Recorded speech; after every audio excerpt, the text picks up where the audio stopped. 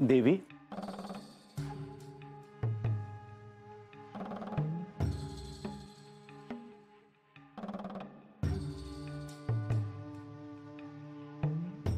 देवी, मी श्री खंडेरायांना भेटायला गेलो होतो. तिथे काय घडलं हे जाणून घ्यावंसं तुम्हाला वाटलं नाही? सध्या म्हाळसादेवी कुठे आहेत हे कोणालाही ठाऊक नाही. त्या इथे नाहीत हे सांगायला तुम्ही आश्रमात गेला होता. परंतु काय देवी? मला असं वाटलं होतं की असं असताना तरी श्री खंडेराय गडावर त्वरित परत येतील, परंतु तसं झालेलं दिसत नाही. तुम्ही अगदी योग्य बोलता आहात देवी. श्री खंडेरायांना देखील हेच वाटत होतं की त्यांनी गडावर यावं, परंतु मीच त्यांना नका येऊ असं सांगितलं.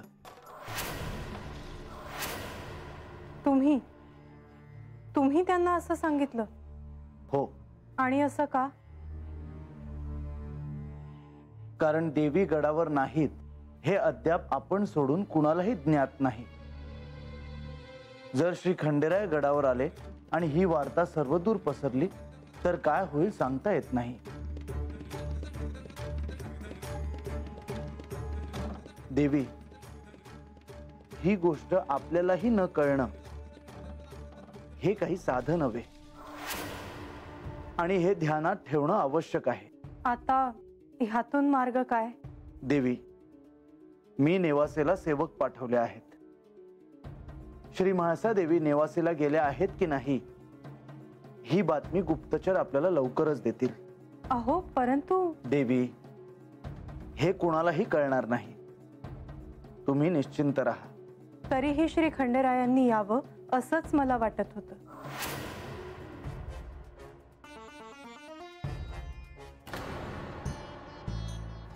नारायण नारायण. मुनिवर, प्रणाम देवा. भ्रमण करता करता म्हटले आपले दर्शन घेऊन जावे. बरं केलं. काय वार्ता आहे? अजून तरी नवीन वार्ता काही मला कळलेली नाही. आपणच काही असेल तर सांगा. नाही, माझ्याकडे कसली आली आहे वार्ता? काही दिवसातच पुन्हा स्वस्थानी जायचं आहे. परंतु इथले कार्य झाले का? कसले कार्य? नाही म्हणजे काहीतरी प्रयोजन असेलच ना इथे येण्याचे. बरं, म्हणजे इथे तुम्ही माहिती काढायला आला आहात तर? नाही देवा, असे कसे करेन मी, आणि तेही आपल्याशी? मुनिवर, काही प्रयोजन असल्याशिवाय मी इथे येईन का? अर्थात काहीतरी उदात्त हेतू असल्याशिवाय आपण असे भक्तांपासून लांब राहणार नाही. परंतु काय प्रयोजन आहे ते? बानूला आध्यात्मिक प्रवासात पुढे घेऊन जायचं आहे. एक साधक म्हणून तिथेच थांबायला नको. हो, योग्यच आहे. परंतु हे श्री म्हाळसादेवींना ठाऊक नसेलच. नाही, पण मुनिवर, तुम्ही देखील ते सांगायला जाऊ नये. नाही देवा, मी असे कसे सांगेन? देवा, श्री म्हाळसादेवींनी तर स्वतःला गडावर एका खोलीत बंद करून घेतले आहे. बरं, म्हणजे ही वार्ता तुमच्यापर्यंत आली तर? परंतु देवा, मला असे वाटते आहे की आणखी काहीतरी घडते आहे, परंतु ते कळत नाही. म्हणजे काहीतरी घडूनही ते दिसत नाही. म्हणजे तुम्ही योग्य दिशेने विचार करत आहात. हो ना, मला वाटलेच. मुनिवर, मग मी तुमच्यावर एक कार्य सोपवत आहे. ते लवकरात लवकर पार पाडावे. सांगा देवा. म्हाळसा गडावर नाहीये, तेव्हा ती कुठे आहे ह्याचा आपण शोध घ्यावा. नारायण नारायण, कार्य अवघड आहे, परंतु मी प्रयत्न करतो. आणि विषय निघालाच आहे तर मी हे सांगतो की श्री म्हाळसा देवींना इथे जे चालले आहे त्याची कल्पना आहे, परंतु पुढे काही विचारू नका, कारण मी तसे वचन दिले आहे त्यांना. बर,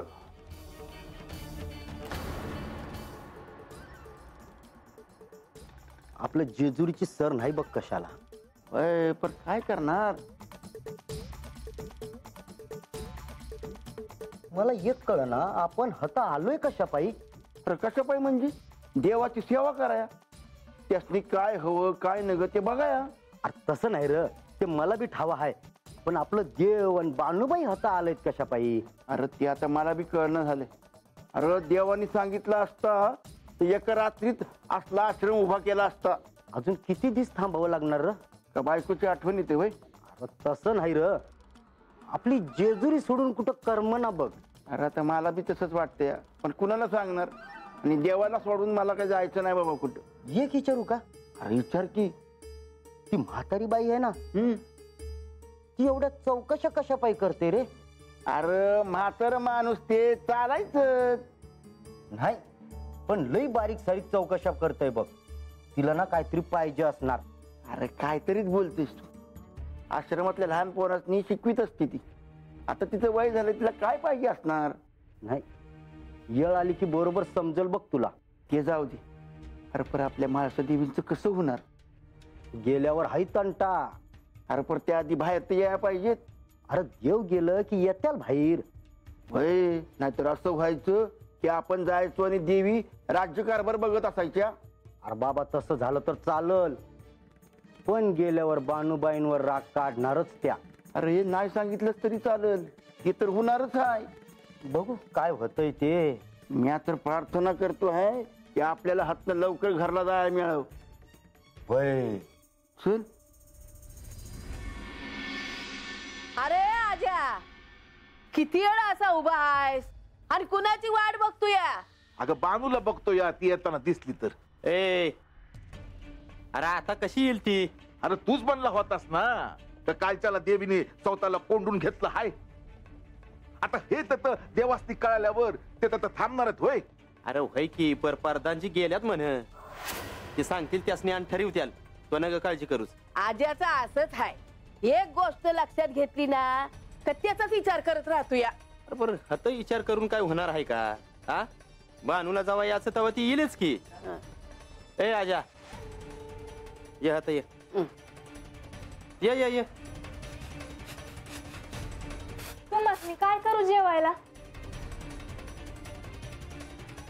अगं माझं तसं काय नाही, ज्या असेल ते करा.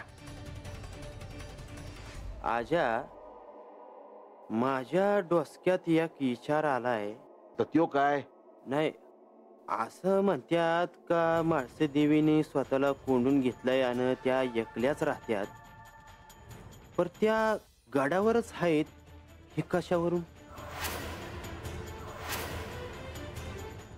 अरे हे माझ्या डोक्यात नाही आलं बघ. मग आता काय करायचं र. असं ह्यासनी वाटत आहे, म्हणजे ते खरंच असल असं नाही.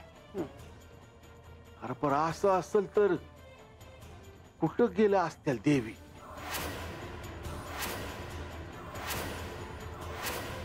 बाहेरला गेले असतील आणि दुसरीकडे कुठे जाणार आहे. बघा बघा आमच्या आईला कसं कळतंय. ए गंगे, तुला सुचलं का असं. पण हे जे काय चाललंय ना ते चांगलं चाललंय नाही बघ. अरे त्यासनी दुखून कसं चालल. लोक काय म्हणत्याल. समजे माया बाजूलाच बोल लावत्यात.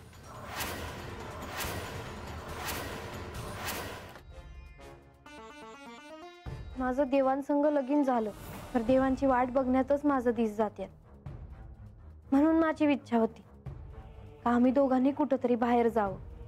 पण त्यांची पहिली पत्नी तिकडे वाट पाहत असेल ना.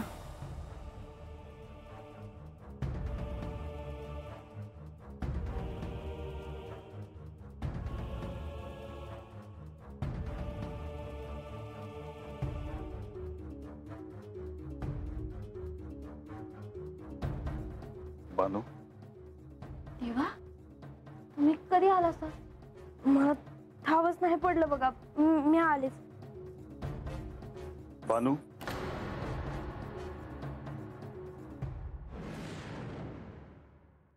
बानू, माझ्यापासून काही लपवत आहेस का? म्या हाय. बानू, तुझ्या मनात काय आहे?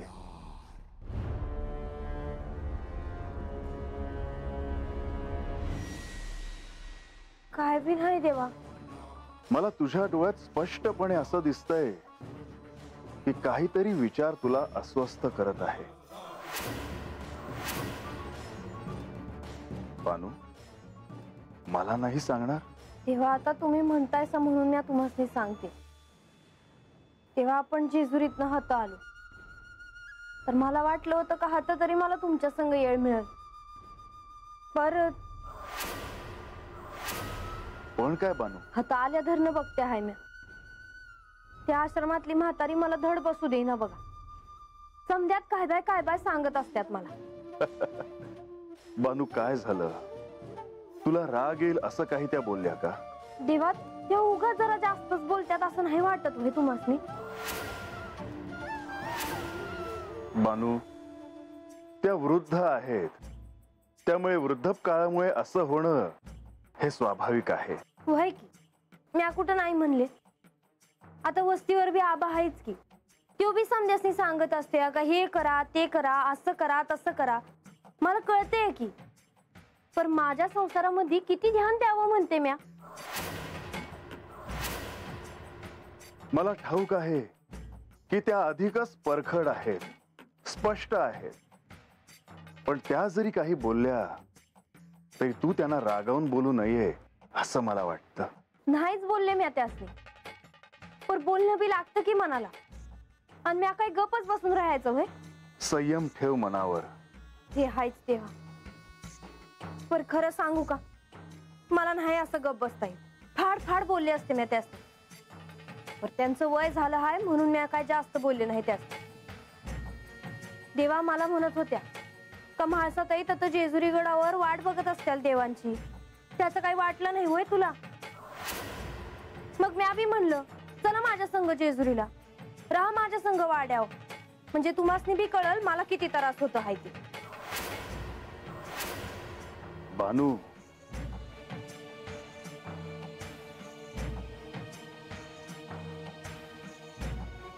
तू त्यांना असं कशाला बोललीस? तेव्हा मी काही चुकीचं नाही केलं बघा. आणि मी आता रागावून तर अजिबात नाही बोलले त्यास. माझ्या जे मनात आलं तेवढं नुसतं सांगितलं मी त्यास. बानू, शांत हो आधी. माझं दुखणं मलाच ठाव. लोकांसनी ते नाही कळायचं. पण एक सांगते देवा, माझ्या पायी माझ्या देवासनी कोणी बोल लावला ना तर मी ऐकून घ्यायची नाही. हा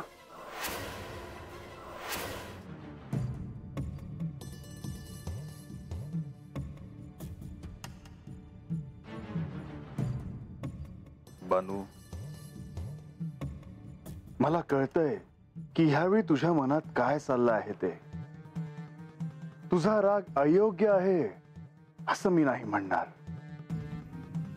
पण बानू, मला तुला ह्यावेळी एक निराळी गोष्ट सांगायची आहे. काय सांगणार आहे देवा तुम्ही? बानू, आपण ह्या भृगु ऋषींच्या आश्रमात आलो आहोत ते का? देवा माझीच इच्छा होती आणि म्हणून तुम्ही मला हात घेऊन आला. बानू, पण त्यामागे केवळ हेच प्रयोजन आहे असं नाही. मग बानू, महर्षी भृगु हे कोणी सामान्य ऋषी नव्हे. या सृष्टीत जसा सप्त ऋषींना मान आहे तसाच भृगु ऋषींना. तेव्हा त्यांच्याकडून ज्ञान काय आहे हे जाणून घेण्यासाठी, या ज्ञानाच्या माध्यमातून साधनेची सुरुवात करण्यास तुला सहाय्य व्हावे, हा देखील त्यामागचा हेतू आहे. म्हणजे तेव्हा म्हणजे मला होय बानू. ह्यामुळे सत्य काय आहे हे जाणून घेण्यासाठी तुला सहाय्य व्हावं असं मला वाटतं. पर मग तेव्हा आपण हतच कशापायी आलो आहोत? म्हणजे तेव्हा तुम्ही मला हे शिकवलं असतं तर मला कळलं नसतं होय? कळलं असतंच, पण त्यासाठी जेजुरीतून बाहेर पडणं अत्यंत आवश्यक होतं. कारण तिथे त्याच विचारात तुझं मन अडकून राहिलं होतं.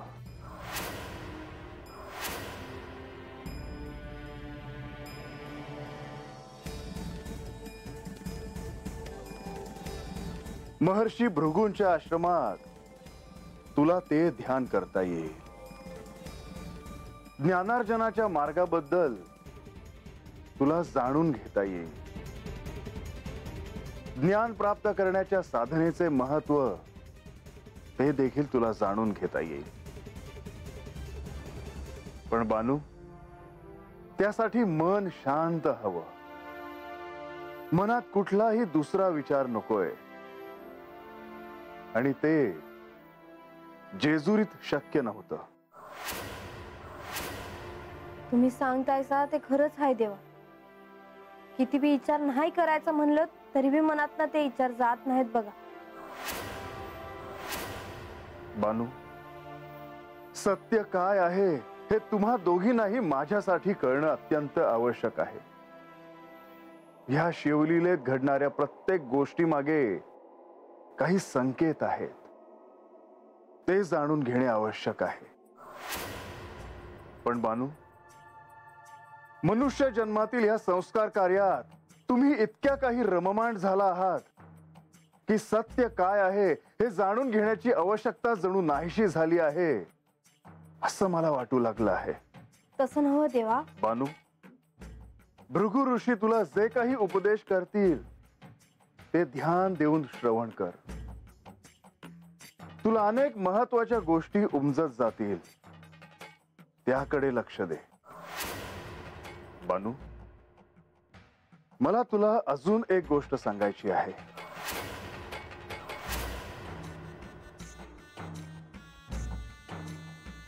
सांगा जी. बानू, महर्षी भृगु यांनी खडतर अशी साधना करून अगाध अशी विद्या संपादन केली आहे. जी विद्या भविष्य काळातील संदर्भ सांगू शकते. म्हणजे भविष्यात जे काही घडणार आहे त्याचे संकेत तुला कळू शकतात.